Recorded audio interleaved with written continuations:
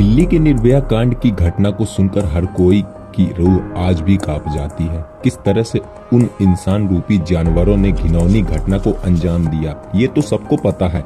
वैसे ही एक मामला बीते शुक्रवार को मां शारदा की पवित्र नगरी मैहर में सामने आया, जिसको लोगों ने निर्भया जैसा ही कांड बताया। इन हवस के दरिंदों ने 11 साल की उस मासूम को अपना शिकार बनाया, जिसने अभी दुनिया भी नहीं देखी।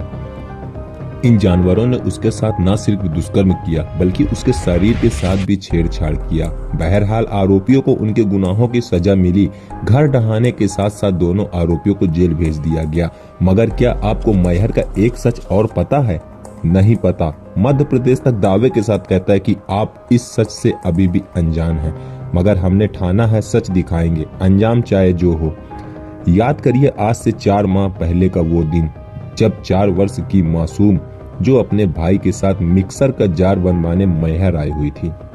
तभी एक दरिंदे सोनू कुशवाहा की नजर उस मासूम पर पड़ी और उसको अपने हवस का निशाना बनाया। इस जानवर ने न सिर्फ अपनी हवस मिटाई, बल्कि उसको लहूलुहान भी कर दिया था।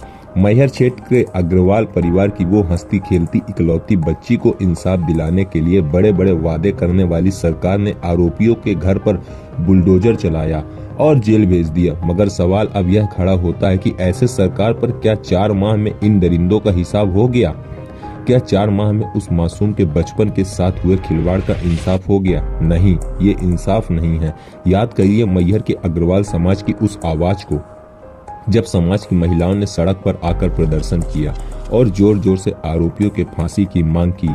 याद करिए सोशल मीडिया के हर उस पोस्ट को जिसमें बड़े बड़े शब्दों में आरोपियों की फांसी देने की बात लिखी थी।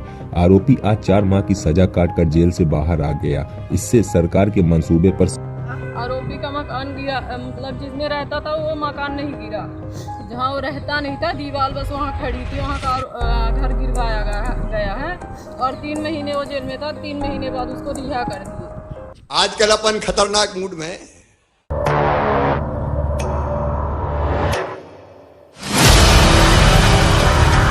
गड़बड़ करने वालों को छोड़ेंगे फोड़ेंगे नहीं, फार्म में मार।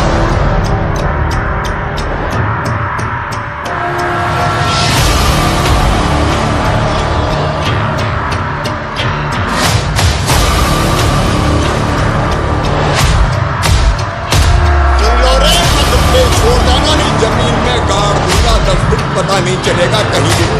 दादा गुंडे बदमाश बनने का ये कोई नहीं चलेगा। मंच पर आरोपियों को गाड़ देने की बात करने वाले शिवराज सिंह चौहान जी की कार्रवाई क्या 4 माह तक ही सीमित थी?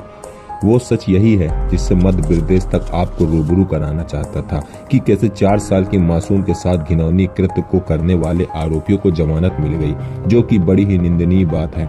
इतनी बड़ी घटना करने वाले आरोपियों को इतनी कम सजा, तो हम आपको इस बारे में सुप्रीम कोर्ट की गाइडलाइन के तहत एक फैसले को सुनाते हैं और बताते चलते हैं कि कैसे नाबालिग की सजा को सुप्रीम कोर्ट माफ कर देता है, जबकि निचली अदालत ने उसे फांसी की सजा सुनाई थी। लेकिन सुप्रीम कोर्ट ने अपनी सुनवाई में 4 साल की मासूम के साथ हैवानियत और हत्या जैसे मामले में फांसी की सजा तो माफ की, परंतु उसे रिहाई के भी आदेश दिए। आइए जानते हैं क्या है पूरा मामला और क्यों इतना लाचीला कानून है।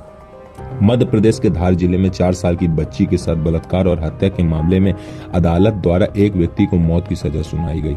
सजा सुनाने के बाद अब पता चला कि आरोपी शख्स नाबालिग है। ऐसे में सुप्रीम कोर्ट ने उसकी सजा को खारिज कर दिया, क्योंकि वह घटना के वक्त नाबालिग था। इतना ही नहीं, साथ ही अदालत ने उसे रिहा करने को भी कहा। आपको बता दें कि घटना ऐसी है कि निचली अदालत ने दुष्कर्म और हत्या के मामले में आरोपी को मौत की सजा सुनाई थी। मध्य प्रदेश उच्च न्यायालय ने मामले में सुनवाई करते हुए निचली अदालत की मौत की सजा को बरकरार रखा था। इसके बाद मामला सुप्रीम कोर्ट पहुंचा।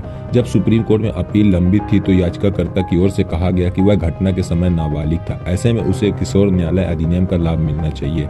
मामले के बारे में बताते चले कि 15 दिसंबर 2017 को धार जिले में अपने दोस्तों के साथ घर के बाहर खेल रही 4 साल की बच्ची लापता हो गई। उसके माता पिता ने गुमशुदगी दर्ज कराई, लेकिन अगली सुबह लड़की का छत बिछत शव उसके घर के बाहर कुछ मीटर दूरी पर मिला।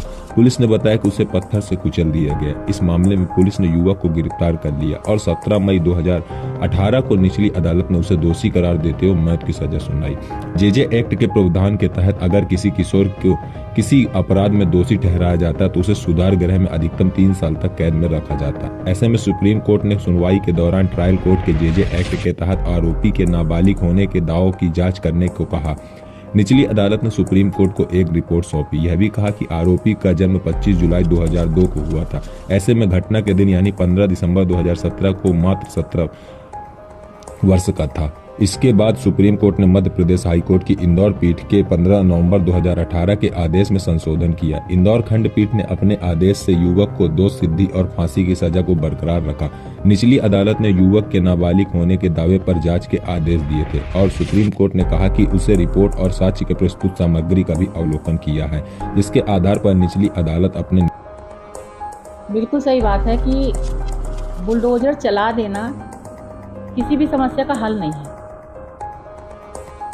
अभी मैहर में 2 दिन पहले एक घटना घटी, उसमें भी रातों रात एक आदेश आया कि भाई अपराधियों के यहाँ बुलडोजर चला दिया जाए। तो ठीक है, चला दिया जाए, आपने चला दिया तो फिर चलाना चाहिए बुलडोजर, ठीक है ना। तो वो बुलडोजर छू छू के घर को आ गया है।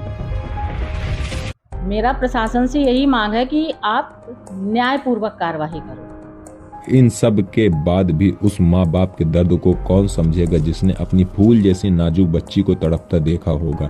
ऐसा कौन माँ बाप होंगे जिनका कलेजा ना पसीजा होगा। लेकिन वाह रे भारतीय संविधान, भारतीय कानून जो कि अंधा है, देख नहीं सकता, सुन नहीं सकता। ऐसे कानून से तो बेहतर है सरिया कानून, जिसमें मौत के बदले मौत, दुष्कर्म के बदले मौत की सजा, चोरी करने वाले के हाथ काटने की सजा, सरे राह में ऐसे कृत्य करने वालों को भी चौराहे पर गोली मारने की सजा। लेकिन हम अपने संविधान और कानून के दायरे में रहकर कार्य कर सकते हैं, क्योंकि हम संविधान को मानने वाले लोग हैं। आपकी नज़र में यह कार्रवाई कितनी उचित है, आप कमेंट करके जरूर बताएं।